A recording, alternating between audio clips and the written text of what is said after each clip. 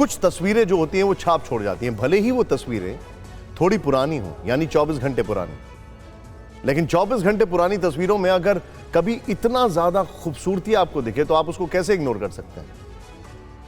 हम ऐसी तस्वीरों की बात कर रहे हैं जिसे आप भारतीय लोकतंत्र की सबसे खूबसूरत तस्वीर कह सकते हैं, जिसमें गुजरात चुनाव की सियासी तल्खी खत्म नजर आई और एग्जिट पोल के बाद की गर्माहट दिखी। भारत में अगले साल G20 की बैठक है। इस बैठक में दुनिया के 20 देशों के राष्ट्राध्यक्ष भारत आएंगे। बड़ा आयोजन है तो इसकी तैयारी भी बड़ी। इस तैयारी को लेकर कल दिल्ली में एक बैठक हुई। इस बैठक में देश में करीब करीब सभी बड़े नेता जो हैं वो राज्यों के सीएम शामिल हुए। पीएम नरेंद्र मोदी खुद भी इस बैठक में मौजूद थे और सिर्फ मौजूद ही नहीं थे बल्कि वो हर नेता से मुलाकात भी कर रहे थे।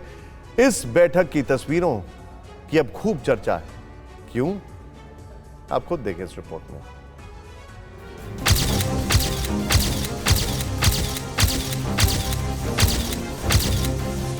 दिल्ली के सियासी गलियारे से इस तरह की तस्वीरों का आना बड़ा संदेश है। सियासी वार पलटवार के बीच चर्चा G20 की अध्यक्षता को लेकर थी, लिहाजा सभी दल एकजुट नजर आए।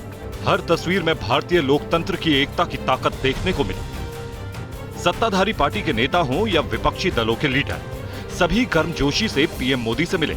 सब हंसते मुस्कुराते मिले, अभिवादन करते मिले। पीएम के साथ कांग्रेस नेता मल्लिकार्जुन खड़गे भी दिखे। चाय की चुस्की के बीच हाथ जोड़कर अभिवादन करते सीएम अरविंद केजरीवाल भी नजर आए और पीएम से चर्चा करती बंगाल की सीएम ममता बनर्जी भी दिखी।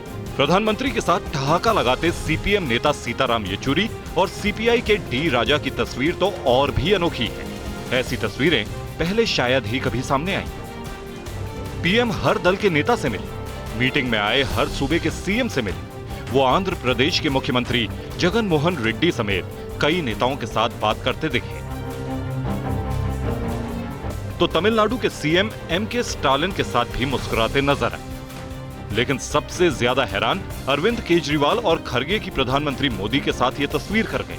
गुजरात में दूसरे चरण की वोटिंग के ठीक बाद, चुनावी दौर में राजनीतिक बयानबाजी के ठीक बाद सभी नेता प्रधानमंत्री के साथ नजर आए।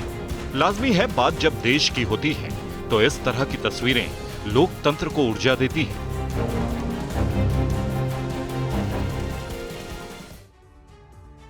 क्या बात।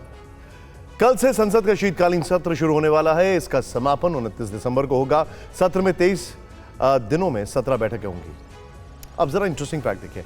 ऐसे में सत्र शुरू होने से पहले आज केंद्र सरकार ने सर्वदलीय बैठक बुलाई। इस बैठक में रक्षा मंत्री राजनाथ सिंह, संसदीय कार्य मंत्री प्रहलाद जोशी मौजूद रहे। बैठक में कुल 31 पार्टियों के नेताओं ने शिरकत की। इस दौरान विपक्ष ने महंगाई, बेरोजगारी, चुनाव आयुक्त की नियुक्ति और EWS कोटे सहित कई मुद्दों पर शीतकालीन सत्र में चर्चा की मांग की। हालांकि विपक्षी दलों में खासकर तृणमूल कांग्रेस और कांग्रेस ने महंगाई और केंद्र सरकार की तमाम नीतियों का विरोध किया। हालांकि संसदीय कार्य मंत्री प्रहलाद जोशी ने कहा कि सरकार हर मुद्दे पर चर्चा करने के लिए तैयार है। विपक्ष की ओर से दिए गए सुझाव का स्वागत है, लेकिन इस बीच शीतकालीन सत्र को लेकर एक विवाद भी शुरू हो गया।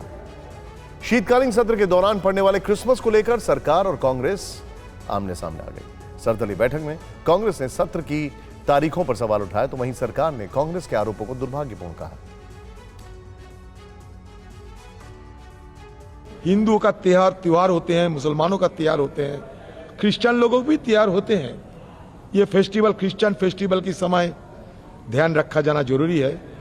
हम सेशन की कम करने के लिए, सेशन को काटल करने के लिए नहीं, हम सेशन को बंद करके छुट्टी मनाने के लिए, त्योहार मनाने के लिए नहीं कह रहे हैं। 24 सैटरडे है, 25 संडे है, संडे के दिन क्रिसमस है। हम सब क्रिसमस मनाएंगे। That's what we have requested them and इसके लिए अगर 25 के बाद हम काम ही नहीं करेंगे, ये क्या तरीका है? This is not good.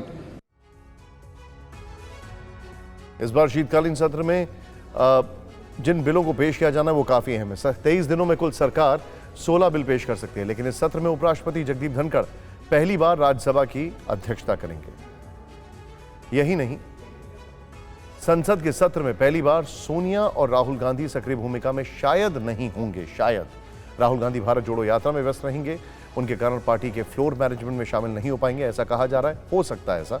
Digvijay Singh और जयराम रमेश भी भारत जोड़ो यात्रा में व्यस्त रहेंगे। ऐसे में कांग्रेस की तरफ से फ्लोर मैनेजमेंट की जिम्मेदारी मल्लिकार्जुन खड़गे और अधीर रंजन चौधरी पर होगी।